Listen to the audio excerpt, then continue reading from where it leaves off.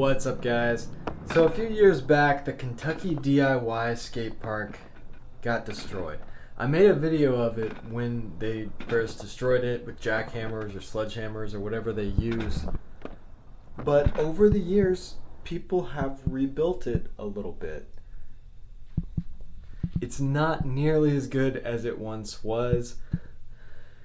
About 5 years ago, it used to be really smooth. They had a nice long, like 20-foot rail that was perfect for 50/50s and board slides.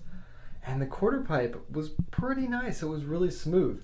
Now, that quarter pipe is unskateable. It has this huge notch out at the bottom. You just can't get up it. The only rail they have now is this kinked rail from Ollie's skate park, and it's cut off. It's really jagged at the end. And it's really unskateable because there's a gap to it, a gap after it, and it's got that kink in the middle, so I know I could never skate it. It's really gone downhill.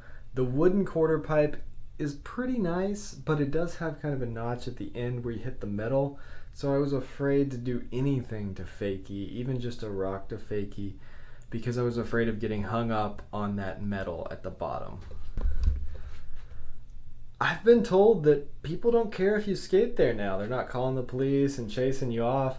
So I think people that live in that area should definitely fix it up.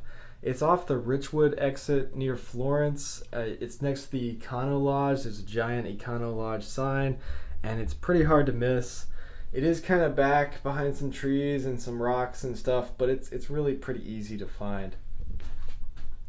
So if you live in that area, please go and bring some concrete and fix that place up. I would love to see it as good as it once was.